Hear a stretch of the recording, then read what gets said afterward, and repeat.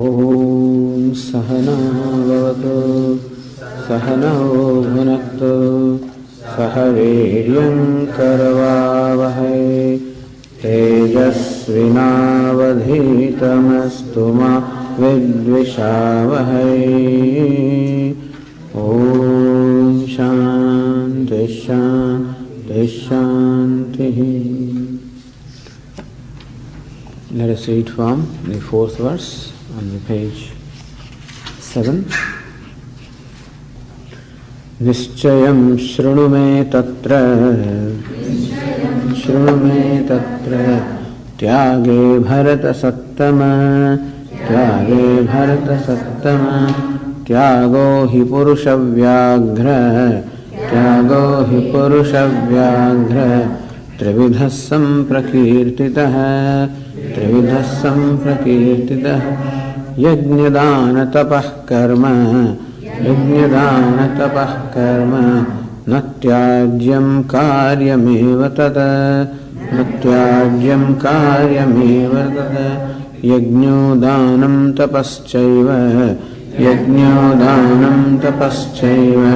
pavanani manishinam etānyapitu karmāni sangam tyaktva phalāni ca kartavyānīti me pārtha niscitam matamuttamam niyatasya tu sannyāsaha karmano nupapadyate mohat tasya parityagaha tamasah parikirtitaha.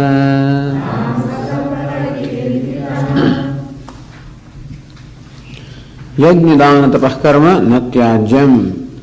Here you know the practice of yajna, sacrifice or worship. Dhanam, the charity, tapaha, the austerity, natyajam, this should never be given up by one. Karyameva tata, on the other hand, it should definitely be done, it should definitely be undertaken. Yajna, dhanam, tapaha. The worship, the charity and the austerity, this must be undertaken by a person. Why should he do that? Yajño, dhanam, tapasyaiva, pavanani manishanam. Because these three, manishanam, pavanani, they are purifying. So manishi, those who are discriminated people, those who have this viveka of discrimination in their life, to them this becomes a purifying thing. The one who is seeking purification. Etānyapitu karmāni sangam tyaktva phalāni ca.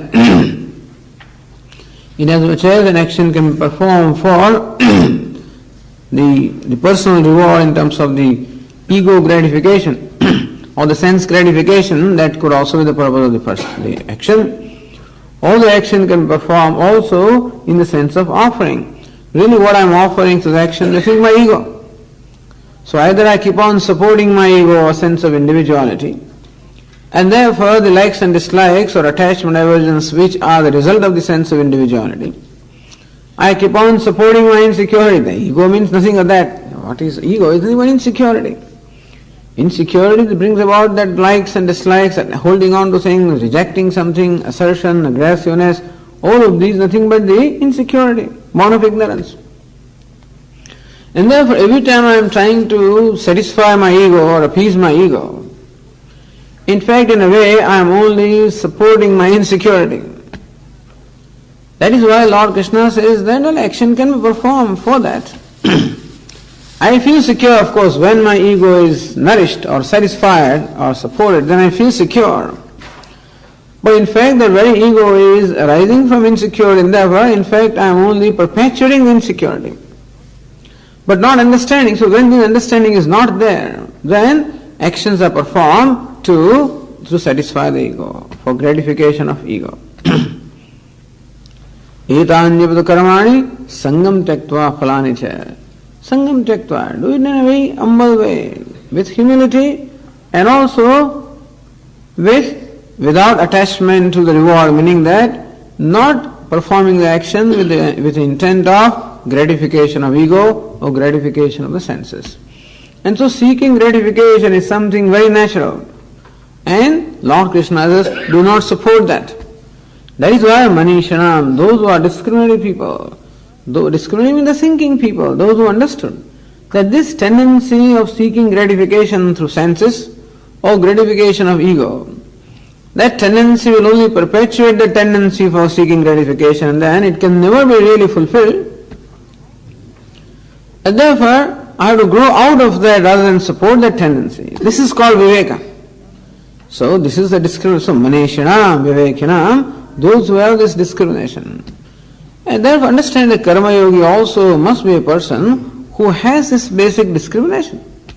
Vyavasayatmaka buddhihi ekeha kurnandana. In the second chapter it was said that this is vyavasayatmaka buddhi, meaning this ascertainment must be there in one's life as to what the purpose of life is.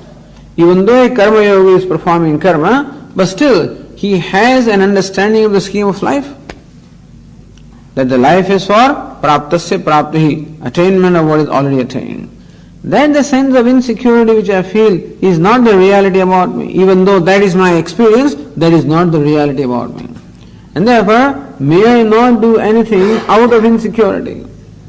So fake it and make it, if you want to use that formula here. Then fake that you are a secure person. And how would you do? Then there is no need to support my insecurity. No need to also support my ego which arises from insecurity. See, ego can be also sattvic, rajas and tamas. What we want to do is to, it's not that we want to destroy the ego. They always keep on talking about destroying ego. There is no need to destroy the ego.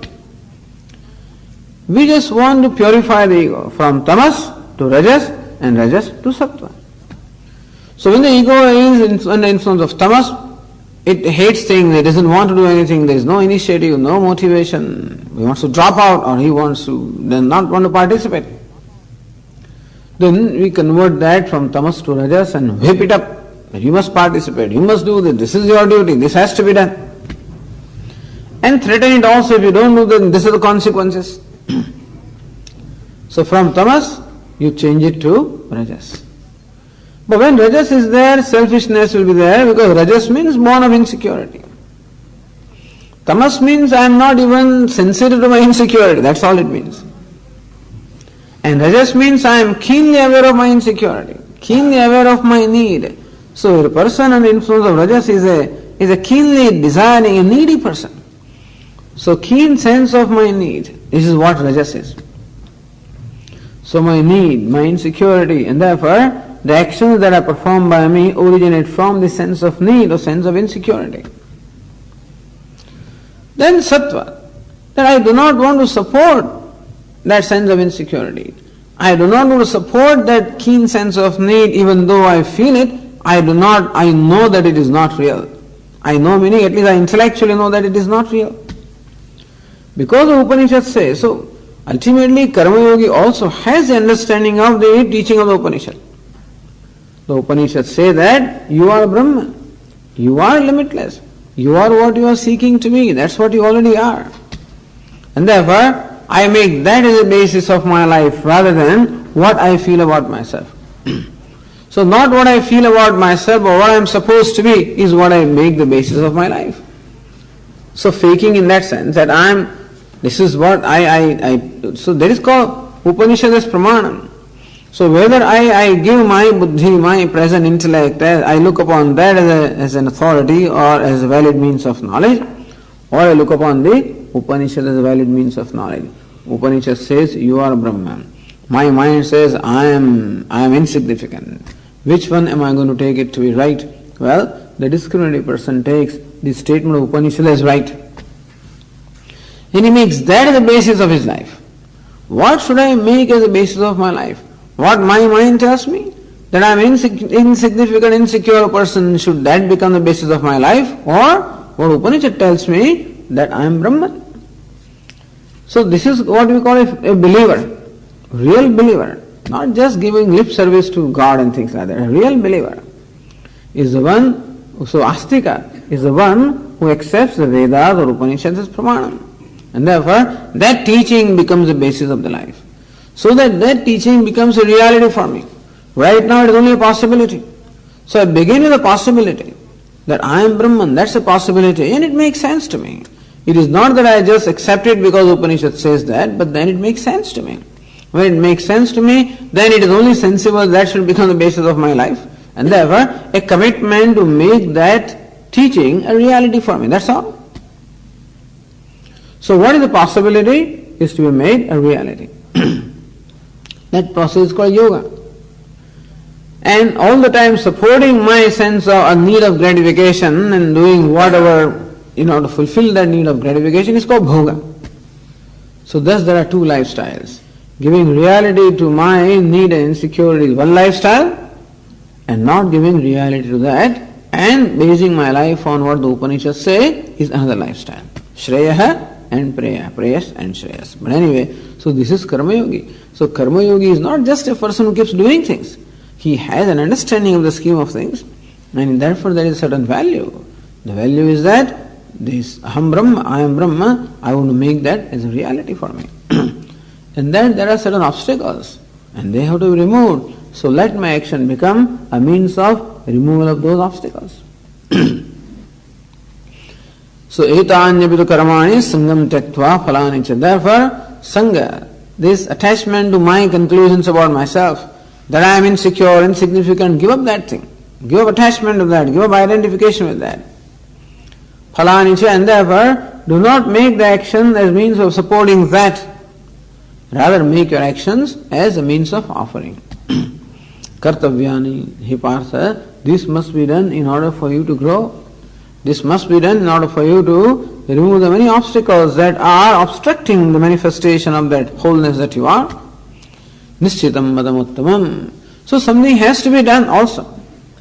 In as much as by doing things in a certain way I accumulate the obstacles, by doing things rightly I remove the obstacles.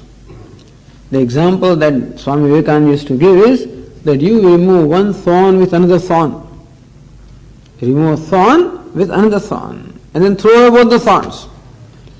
Similarly also, whatever these impurities or attachment aversions that you accumulated because of performing actions in a wrong way, they have to be removed by performing actions in the right way. And so, the right way of living is important. Not just, and so first the right way of living, which arises from right way of thinking, right way of living, and then being right. So, therefore the right way of living is this yoga way of living. Kartavyani te me Partha, nishchitam matamuttvam, he Partha, this is my firm and the best conclusion. The people don't understand this. They don't understand what role the karma or the action can play in their life. Niyatasya sannyāsah karmana nopapadyate. So this is what they call niyata karma. The third chapter, Lord Krishna said, niyatam kuru karmatvam. Here Arjuna, we perform the niyata karma. See, niyata or niyukta, you are appointed to do something. As we have been saying, that everybody has been appointed to do something. Like, we see in the nature that everything that is created has a role to play, has some contribution to make in the scheme of things. Even though it may be a little ant, it may be an atom, it may be anything. It has some place in the world. Nothing is redundant, everything has a certain use, a certain role to play. And so, human being, you are also created to play a certain role and therefore play that role. That's called niyadam karma, the karma or the action that is performed because I have a sense that I am appointed to do something, that I have a certain place in the scheme of things, and therefore I must respond to every situation based on my place in the scheme of things. So this is so niyatam. This is, and when we may not know what it is, that's the reason why the scriptures give us the guidelines as to what to do. And in the Vedic time this was very clear, what a Brahmana should do, what a Kshatriya should do, what a Vaishya should do, what anybody should do under given a situation. Or right now all we can say is that I use my best judgment to determine what is the right thing to do in a given situation, based on the basic values of life. So non-violence, truthfulness, these are basic values of life, and based on them I I determine what is the right thing to do. But so niyadam. I am required to do something and I don't do that. Sannyasa, renouncing something that I am required to do. And the scriptures require us to do things for our own benefit, for our own well-being, not that they have some agenda. And so whenever I am told to do something or avoid or stay away from something, it is for my own growth. And so knowing what I am required to do, knowing what the scriptures tell me to do, and still I renounce it. Because I don't believe, I don't think that they are right. Moha tasya parityagaha. And so by moha means by delusion, that is by wrong thinking, by opposite thinking. What is supposed to be a beneficial thing to me, I look upon them as a burden to me. Like the Sankhya said that every action is always beset with some evil and therefore give them up. So there are people who did announce it, give up everything, renounce everything, throw everything away. So some people are so big on this renunciation thing that in public talks, then people really, what are you doing? Why are you doing this puja, worship? That's all for children, not for you. Throw everything away. People literally throw them away also because they get so impacted by this and then they don't know what to do. And so this is moha, not understanding the importance, the value of something.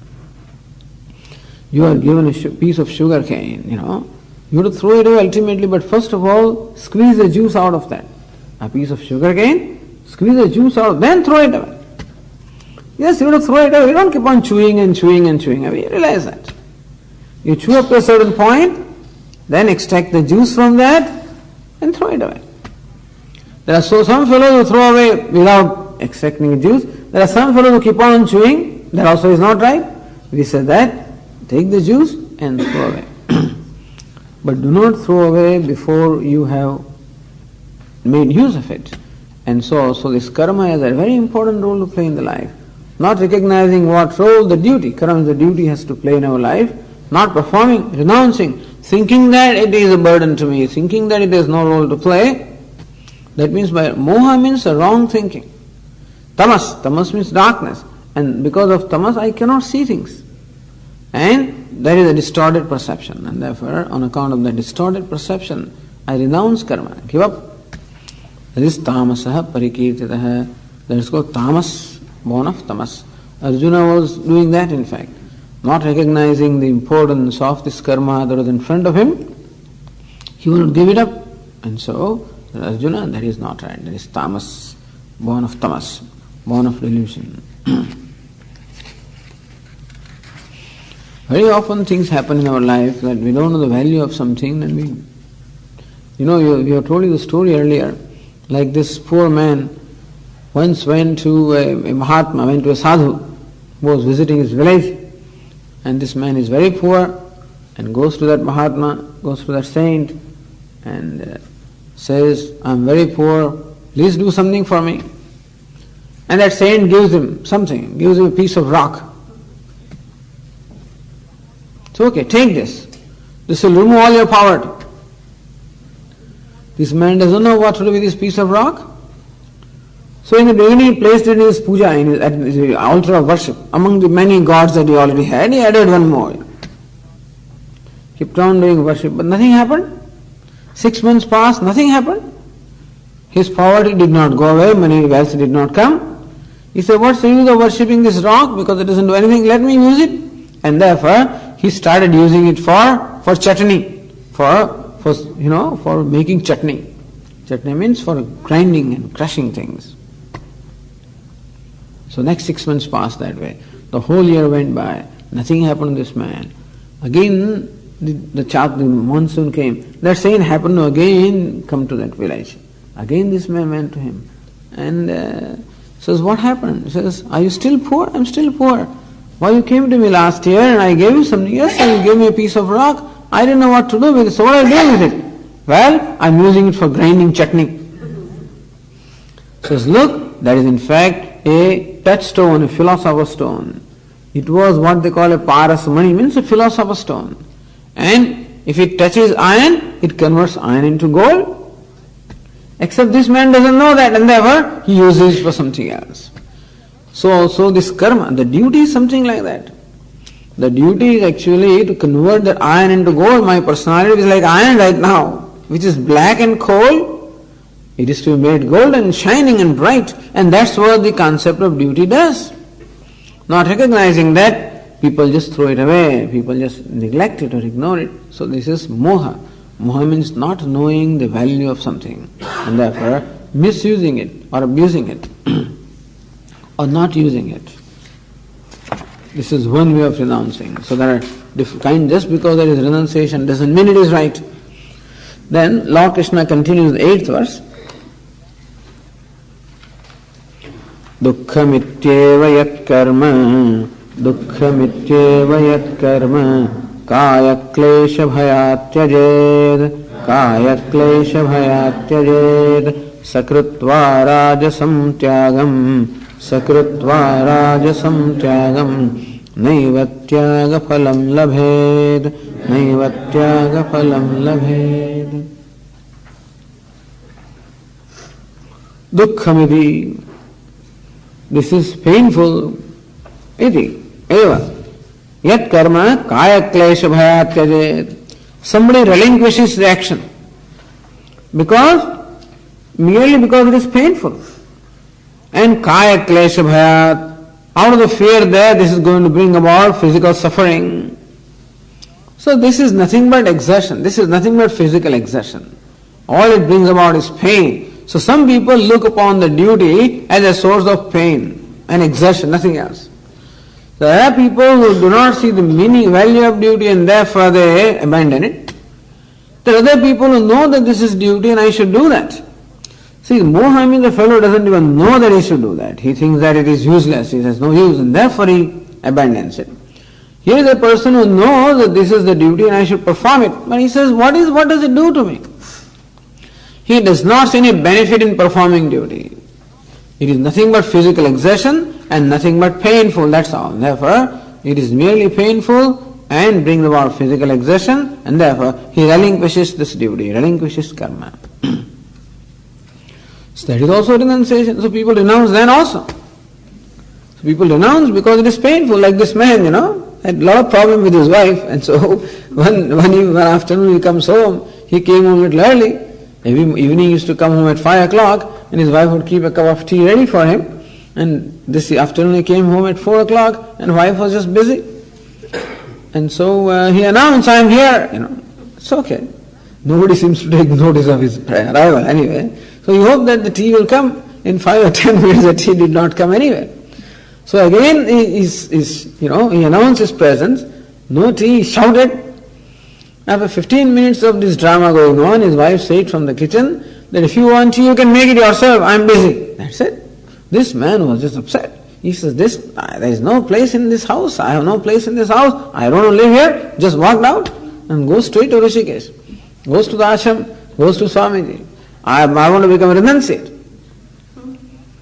All right, what do you want? I want to meditate. Fine, give him a room. So he was given the room for meditation. And he comes back in 5 minutes and says, but Swamiji, what should I meditate? How long should I meditate? Meditate for 15 minutes. And he goes away and again comes back. Says, but what should I meditate upon? He says, well, what was the last thing that you saw when you left home? He says, as I left home, I saw a cow coming, All right. Then meditate on anything other than cow. Okay. He went back. Comes back in 10 minutes. But Swamiji, when I close my eyes, only thing I can think of is cow, nothing else. What should I do? He said, better go home and settle with your wife and do what you are doing. And so, because the mind is just not ready for renunciation at all. So merely by giving up things doesn't mean that we become ready for renunciation. And so, Rajasam Tyagam, this kind of renunciation is born of Rajas. Because it's too painful, And therefore, very often renunciation happens. Renunciation doesn't always mean taking orange cloth. Renunciation means just dropping out, not doing something that is painful. And people want to avoid pain. Even Arjuna also will fall in this category. That he wanted to abandon this action, the duty in front of him, because it was too painful. And this happens to us in the life also. Very often we are also confronted with challenges. And to speak truth sometimes is very painful because it may mean that I have to relinquish some gain. To be honest, to be truthful is not easy at all. In short, following a duty is not easy at all. It is painful. Otherwise, why should they ask us to do? Had it been easy, there is no need to even command us to do. We would do it ourselves. But performing duty is a painful thing. Because as I said, when I want to perform the duty, I must give importance to someone else's need as compared to my own need. And therefore I must be willing to relinquish my need in favor of the need of someone else to whom I am bound by duty. And then, therefore, relinquishing one's need or comfort is painful. And therefore, people give it up. Dukkhamiti, this is painful. Kaya klesha bhaya, this is nothing but physical exertion. As I say, to serve the teacher also, it depends on what kind of a teacher he is. But some people are not easy to please, And so the olden days, the teachers would wake up at 4 o'clock in the morning, and the disciple must wake up at 3:30 in the morning or even earlier and keep everything ready for the teacher. Bring the water from the Ganges and heat it up and keep it ready for his bath and whatever. And he may go to sleep at 11 o'clock and you must massage his legs and do everything and then go to bed at 11:30 or 12 and wake up at 3:30. Very difficult. Some teachers are pretty tough and they keep you always on your feet also. Because that's the way they think that this person needs to be trained, or whatever it is. Or their needs are there, or whatever it is. But then, it is not easy to serve somebody. Not easy at all. Serving somebody means that I have to submit my ego. That's what is required to be done. And it's not easy at all. And so, whatever. So, performing duty, living life of values is not easy. It is painful. And the pain is only because I am holding on to certain things. I am holding on to something that is very valuable. Basically, my ego is valuable to me. And therefore, my own likes and dislikes are valuable to me. Or my own demands are valuable to me. And I seek certain security from my values and from my beliefs and whatever. And all this requires to be given up slowly and slowly. And it is painful. So understand that without pain, nothing can be accomplished. No pain, no gain. But then, the person is not willing to undergo the pain that is called for in the process of growth, and therefore people give it up. And also, as they say, the grass is greener yonder, and so being in a condition, everybody feels that being a Swami is so wonderful. Living in the home and living in the society, thinks that there is a lot of struggle involved, I'm sure. And so it looks very easy, very nice, to give that up and become a renunciate. And so no more alarm clocks in the morning, no need to go to work, no need to get up in time and get ready and go to work, and no such need. No demands on you at all. Looks very easy. And therefore there is certain fascination also, particularly in a place like India. People grow with certain fascination for being sannyasis, for being renunciates. And so also, very often people come to ashrams and they join course and things like that, not because they just want to go to ashram, that's all. They want to become a sannyasi.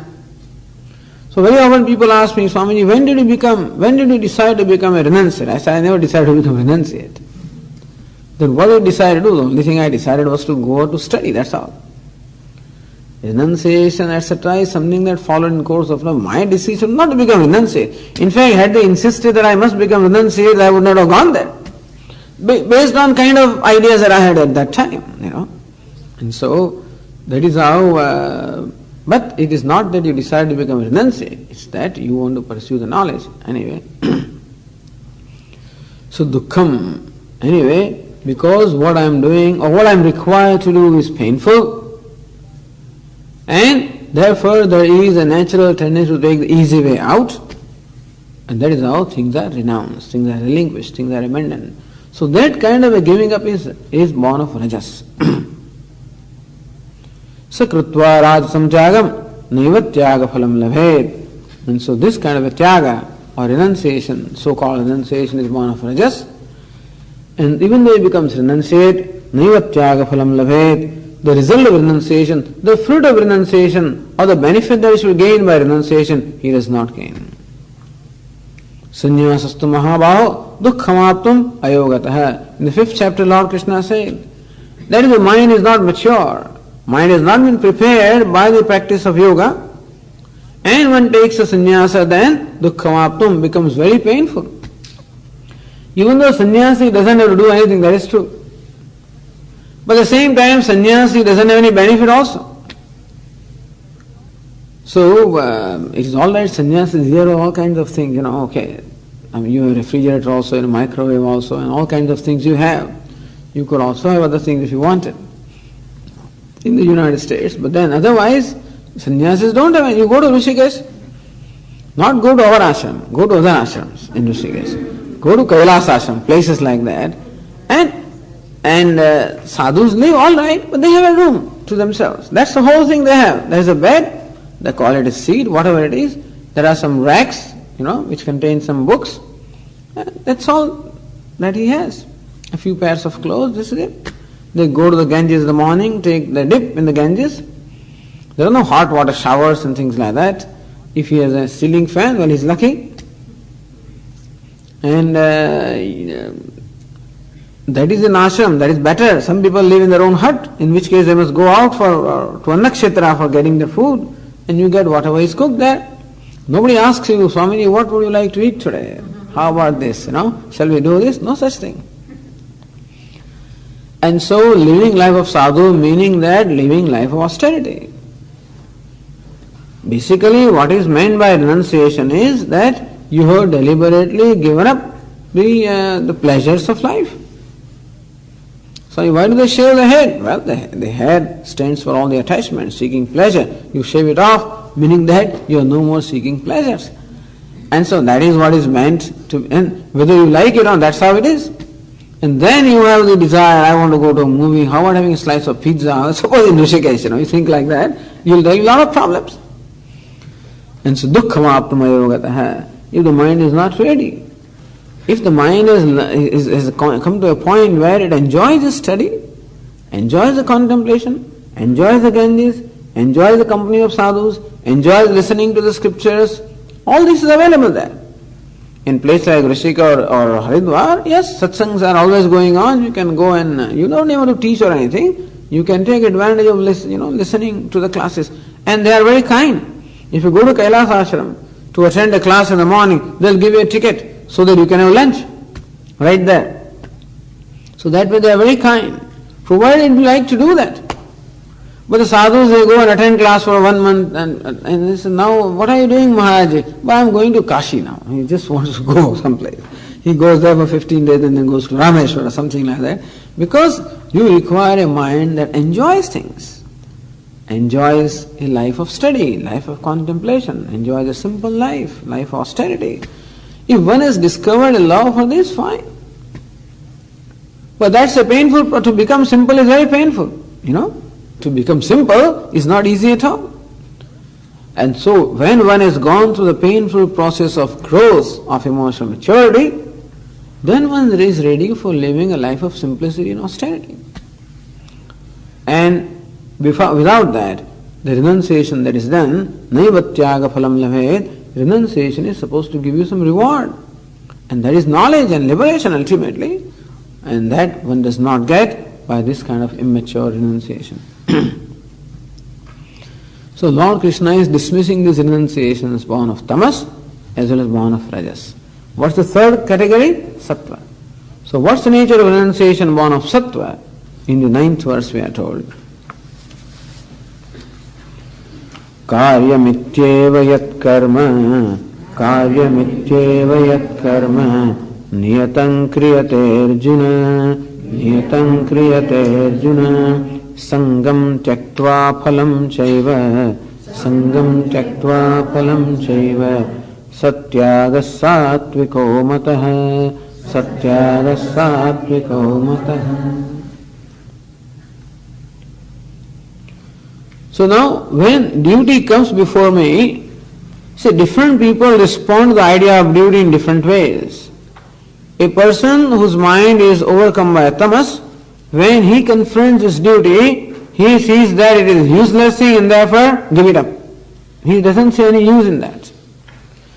When the person having rajoguna, when he confronts a duty, he looks upon that as a source of pain, the pain in the neck, that's why it is, and therefore it is just a source of pain and inconvenience, and therefore he relinquishes that. He knows it should be done, but then he relinquishes. Like every morning, these alarm bell ring, and every morning I shut it up. I know I should wake up in time so I can do my exercise, I can do my prayer, I can do some job, whatever it is that I need to do. But who wants to take that pain? Then when I become 50, then my, the knees start paining, I get cold shoulder and stuff like that because I never exerted. So when there was a need to do exercise and take some pain, I did not. And then person avoids pain, but then pain catches up with him anyway. You cannot avoid pain. But anyway, and so the person whose mind is rajas, so one rajoguni person, he looks upon the duty as a painful thing and therefore he gives up. And the same duty. So tamoguni person does not see the value of it and therefore drops it, gives up. A rajoguni person looks upon that as a source of pain and therefore he gives it up. Where same duty when a sattvaguni person with sattva in the mind confronts, what is the response? So same thing creates different response in different people. Thing being the same, world being the same, action being the same, duty being the same, situation being the same, different people respond differently to that. So how does a sattvic person respond to this duty? Karyam, he says. Karyamiti. Hey, I should do this. This is my bounden duty. I must do it. So that is his motivation. His motivation is, so when he confronts a situation, he says, hey, I must respond. And therefore, people have different sense of duty, and there is no, what you are duty bound, there is no end also. As you said, I am duty bound to the whole universe, actually speaking. That's how the Vedas ultimately say. But anyway, in order to make it practical, we are said to be duty bound to at least the near and dear ones, to my parents, to my family, to my near and dear ones to begin with. And then to the society, and hopefully then to the village, and then to the town, and then to the country, and then to the whole universe, and to the whole living creature. So this is the scope of duty. But anyway, and therefore when some calamity happens someplace in the country, different people respond differently to that. Some people say, this is an everyday business, Some people, who cares? Some people say, no, going there is very painful. And some person says, I must go there and do something. So it's just different people respond differently to the same situation. And thus, when there is a situation that calls for a response from me, the person who is endowed with sattva, in him, the response that arises is what? Karyamiti. This is my bounden duty. This is my duty. Here I must do that. Then that is a motivation. We said that the person with tamoguna has no motivation at all. Person with rajoguna has motivation to do that which is only beneficial to him in terms of gratification of his ego. That's all he is motivated with.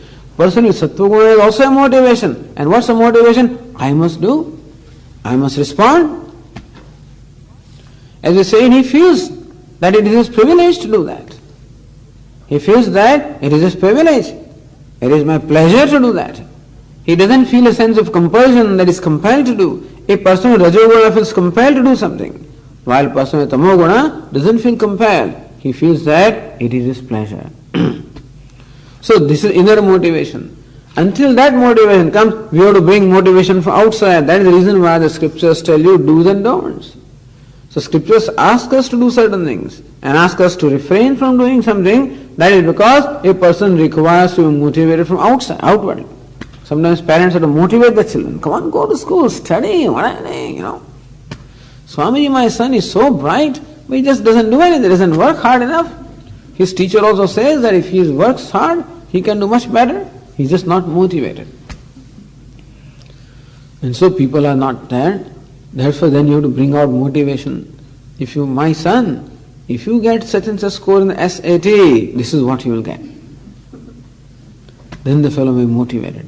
If you get the score 1450, I'll give you this. 1500, I'll give you this. 1525, I'll give you this. Then I will do it. So not that he cares for SAT, or not that he cares for score. He cares for what the benefit that score will bring. That is called attachment to karma phala. When the motivation is purely the reward that an action is going to bring, that is what we call attachment to karma phala. All that Lord Krishna is asking us to do is to change the focus of motivation. Let not the reward be your motivation, let the very doing be your motivation. That requires a very, very evolved mind. But when can we get evolved? When we do that. That is called faking and making. I don't feel like doing it. Right now the motivation is the reward alone is motivation. But I check that impulse from me and I make myself be motivated by doing something good. Let doing something good for the sake of doing it be a motivation. This is what Lord Krishna is teaching. So Karma Yoga is doing something that is good for the sake of doing it. Is it not itself a reward? When somebody is thirsty and you bring a glass of water to that person, is it not a reward in itself? No, but he didn't say thank you, Swami. I gave him a glass of water, no appreciation. Didn't say thank you. Doesn't care. But that you gave him a glass of water, and that he drank that water, and his thirst is appeased, is it not in itself a reward? So Lord Krishna says, let your action itself be a reward. Then you can never be disappointed, you see. If the reward is the motivation, then there is likelihood to be disappointed because I may not get the reward. Other person may not respond the way I expect that the person will respond because they have their own moods. I mean, it's not that people don't say thank you because they don't want. They have their own moods. They have their own problems. And that's the reason why I didn't say thank you. Swami, I said Hari Om, but they did not respond. So look at these people. They don't even bother to return the greeting. Doesn't matter. But you said Hari Om, do it nicely and enjoy it. So Lord Krishna says, rather than postponing your pleasure or enjoyment to the reward, may you enjoy the very action itself. Very practical thing, is it not? Because reward is something that I cannot control. It depends on somebody else who gives the reward. And I can never be sure of what it will be. There is uncertainty, unpredictability. Action is something that is in my hand, in my control, and therefore, if I learn to enjoy the very action, nobody can disappoint me. This very simple Krishna is teaching in Bhagavad Gītā. So this is sattvic person. Karyamiti, I must do that. But suppose Swami I am not sattvic, then what? Then do it with the spirit. So suppose I am a sattvic person, how would I respond? Then my motivation would be that this is a nice opportunity for me to do something. If something is lying on the ground here, some piece of paper is lying, let me pick it up and put it in the waste basket. Yeah, but Swami, who cares? Who cares what you do? There's nobody going to take note of what you do. So I want to be visible. I want that things must be taken note of. People always want to do those things where they are visible. The visibility is there. In all the public functions that are organized, I being there, naturally I know it. But anyway, wherever public functions are organized, there are many things to be done. When a public talk takes place, many things are to be done. Of course, Swami is the most visible person, no doubt. But there are other visible people also, who are the MCs or who are those who make introductions, announcements and things like that, or those who come and do things on the stage, they are visible people. There are many people who have done a lot of work, they have no visibility at all. They did the mailing and they did so many other public contact and flyers and stuff like that, and nobody knows what they did. So people want to do this one, I want to be the MC, I want to make an announcement, I want to do something. So then there is a visibility. I'm not saying people want this, I'm just imagining a case. I do not know, So the thing is, all people want to be visible. And so I want visibility, I want an appreciation, I want recognition. If that is not there, I don't care to do. So person with Rajoguna says that I will do something provided I get the direct benefit. Person with Tamoguna says I want the benefit but I don't want to do anything. So Tamoguni fellow wants the benefit without doing something. Rajoguni fellow says I will do something provided I get the benefit. The Sattva-guni person says I will do it whether the benefit comes or not. That's it. It is my pleasure to do. It is my privilege to do. It is my duty to do. Better than duty, say that it is my privilege to do. Duty also, the word duty also brings up conveys, has a connotation of some kind of a compulsion. In sattvic person doesn't feel compelled. So, Even though the word that it is my duty, but in fact it is my privilege to do. It is my pleasure to do. That God has kept me in a given situation where I can do something. That God has given me some abilities which I can share, which I can, with which I can contribute. So it's a privilege that I am in a position where I can contribute something, not an ordinary thing. So therefore, when a person feels that sense of gratitude, that's why he is a devotee. Sangam tyaktva phalani cha, that's how. Sangam tyaktva phalam chaiva. Sangam means that attachment. Attachment that I have to do something, I am doing something. Not that.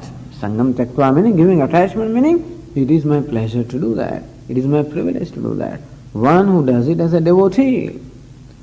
And so, I am doing this as an offering to the Lord. To make this offering is my privilege. Therefore, that strong sense of ego or identification is not there. There is a sense of doership. Karma yogi has a sense of doership, no doubt about that. But in the doership also, there is tamas doership, rajas doership, sattvic doership. That also we describe subsequently in the Bhagavad Gītā. But what is meant by a sattvic doer is one who does it with humility, one who does it with a sense of devotion. Ideally, one who performs action as an offering to the Lord, as an act of worship. So sweeping the floor also can become an act of worship. Sweeping the floor of the temple can be directly an act of worship. That's the reason why we have these rituals and we have these acts of worship where it's easier to maintain that spirit of devotion.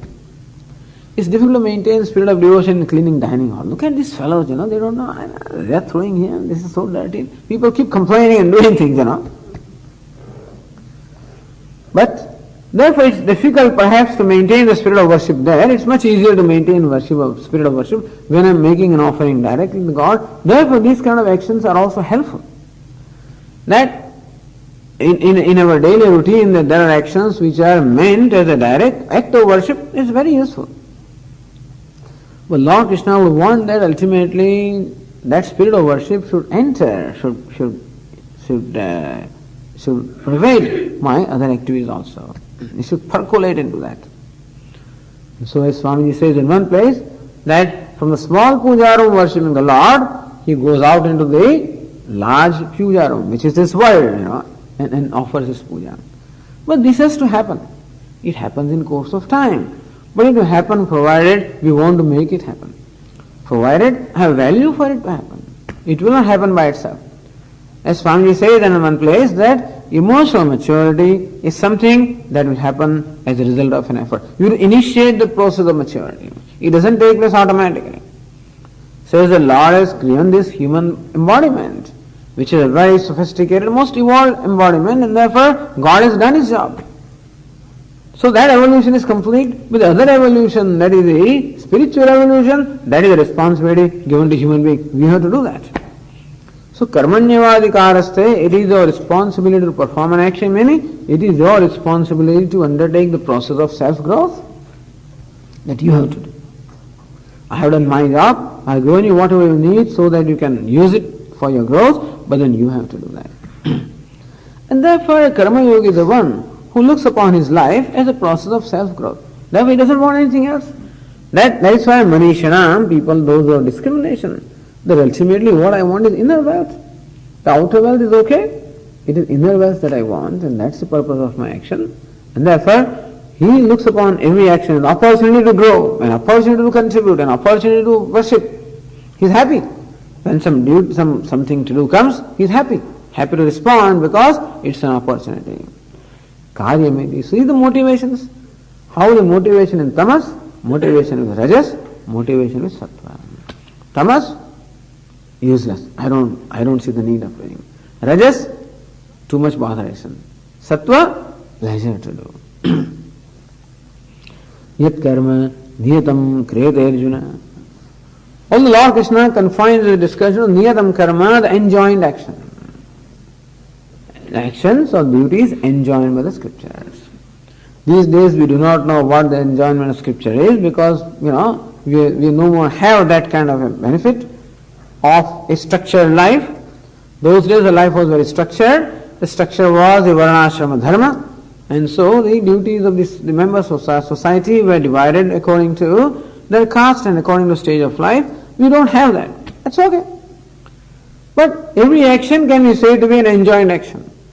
Because from morning till evening I keep on confronting variety of situations, and every situation calls for a certain response from me, and that I should provide a response which is in keeping with my dignity, which is a becoming response. And therefore, one can say that a becoming response, a response to a situation that is becoming of me, can be called duty.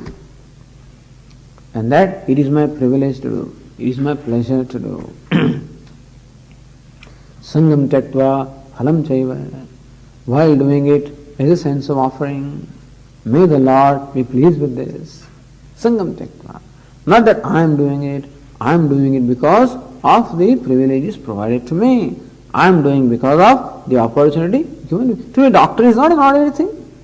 To be a doctor, to be an engineer, to be even a housewife, to be anybody is not an ordinary thing at all. And therefore, it's a privilege. It's a privilege. There are many people who are not this, and they don't have that benefit. Doesn't matter. To be a sweeper also is not an ordinary thing. To be a janitor also, nothing is ordinary. Everything is a privilege. As Swamiji says, in the Vedic times, it was relatively easy, because it was a non-competitive society where one member of society did not compete with the other one.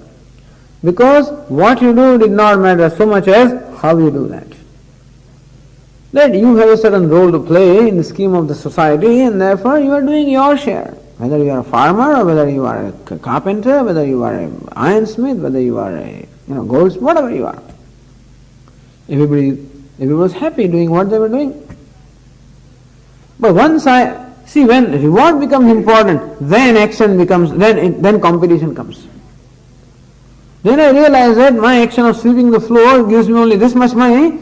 On the other hand, this businessman is getting that much money, the doctor is getting so much, and lawyer is getting something else, and therefore their action is more rewarding than my action, when the reward is measured in terms of the gratification or in terms of the material benefit that it brings. If the reward of an action is measured in terms of the satisfaction that it brings, then any action is as good as any other action. But if the reward is measured in terms of the material benefit that it brings, then no action is equal. Then definitely some action brings more reward than the other. And that's when artha and kama, when the comfort and pleasure, when that becomes the goal of life, then there is competition. There has to be competition. Then there is a life of fighting and competing and demanding and lots of conflicts. So today it is difficult. Today I know that I wish I was doing something. I wish Swami I was a doctor. I wish I was a lawyer. I wish I was so and so. Then it would have been so nice. These fellows, look at this, the millionaires. Look at their houses. Look at the real estate they have. Look at this. People keep talking like this. And they feel, a sense of deprivation. Swami, I had a choice to take A group or B group. I took A group. I went to engineering. And this fellow was not even as smart as I was, went to the B group, went to medicine. And look what is happening to him. And look what is happening to me. And therefore the poor man all the time keeps on evaluating his life based on what material wealth or what material benefits he has. That is the traditional, or no, that is the accepted concept of success. But that's not so. Good, bless him. Let him be happy. Let him have more of it. But let your satisfaction come from what you do rather than what you get. How nice would it be if the satisfaction of life came from what I did rather than from what I got? As we said, nobody can make me unhappy. This is a non-demanding life. When reward is important, it's a demanding life. When my action is important, it is a giving life. That's all. So thus Lord Krishna wants to completely change the mode of life from one of demanding to one of offering. Karyamiti, it is my privilege to do this because it is my opportunity to offer. So talking about Shabri, we say that this old woman was a great devotee of Lord Rama, and she was in fact an untouchable woman. But her guru had told her that Lord Rama will come to your home. That's it. That was enough for her. And every day she would prepare. Suppose Lord Rama comes today, then what? And so she would walk 1 mile, sweep the path, remove all the pebbles and all the thorns from the path, clean the house and clean the front of the house, and in those days they would plaster, plaster the porch with cow dung and keep it all ready. Have an asana, the Lord will sit here. And then go to the forest, get fresh fruits, get fresh water, keep it all ready and wait. Doesn't come, did not come today, tomorrow. I don't know how many years she must have done it. It's not that she did this only when the day Lord Rama came. She must have been doing it for a number of years. And one day he came, he has to come. One day he came. And then that was the day. She offered the fruits, she tasted the fruit and offered to him. Rama's younger brother Lakshmana was totally upset with this. What is this woman doing? Rama says, no problem. What is important is not what she is giving, but the devotion with which she is giving. And that is what reaches him. Patram pushpam phalam toyam. And so it is not, but then it is difficult. What we are saying is not easy at all. Ideally, it is not what I do that is important, it is the way I do it, or the spirit with which I do that is important. And that is the life of self-growth. I cannot say that you follow this, but at least give a consideration to this, because one has to be practical also. Swamiji, it's all right, this is all nicely said, but then you have to be practical also. So be practical. Be practical, but give this some scope anyway. Don't be so practical that this has no scope in life at all. Let that have some scope. Do some few things, out of just sense of gratitude, a few things, and start enjoying them, and hopefully then more and more actions will perform as an offering. This is called Sangam Tyaktva, when an action is performed as an offering. Phalam Chaiva, when the reward that an action brings is not important. This does not happen in one day. It is a process. It may be a lifetime process to bring about this attitude in us. To move from Rajas to Sattva is not easy. It's a process. But in course of time, we keep on discovering that inner satisfaction. And in course of time, therefore, the reward will become less and less important also. Right now, the reward is the most important thing to me. It will become less and less important. And I will become more and more important. What I do becomes more and more important. Satyagaha, sattviko mataha. Here Arjuna, this tyaga, this renunciation is sattvic renunciation, born of sattva. It is not a renunciation. Lord Krishna promised to tell us about the threefold renunciation. First is renunciation born of tamas, where one gives up the karma because doesn't see the value. Second was renunciation born of rajas, where one gives up the karma because it is too painful, doesn't bring the reward commensurate with the effort involved. And third person doesn't renounce action. He in fact performs the action. All he renounces is his demand of the reward. That's all he renounces. Lord Krishna calls this the renunciation born of sattva.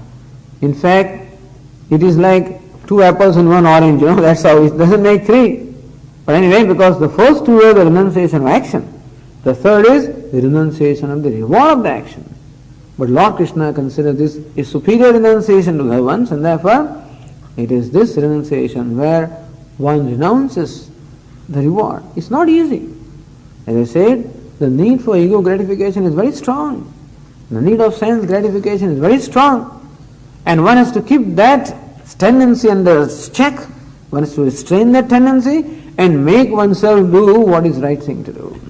It involves a lot of effort, but then Lord Krishna says, Sattviko satyagaha sattviko mataha. That tyaga, this renunciation of the fruits of action is considered to be sattvic tyaga. And that is a great reward. It is not that this renunciation does not bring the reward, it brings an infinite reward. And that is what is said in the 10th verse. We'll see it in the next class.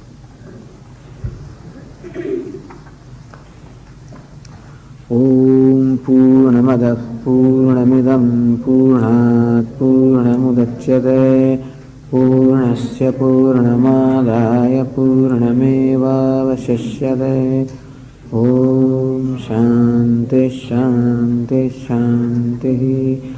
Shankaram Shankaracharyam Keshavam Vadarayanam Sutra Bhashya Krutau Vande Bhagavantau Punah Punah ईश्वरो गुरुरात्मेति मूर्तिभेदविभागिने व्योमवद्व्याप्तदेहाय दक्षिणामूर्तये नमः।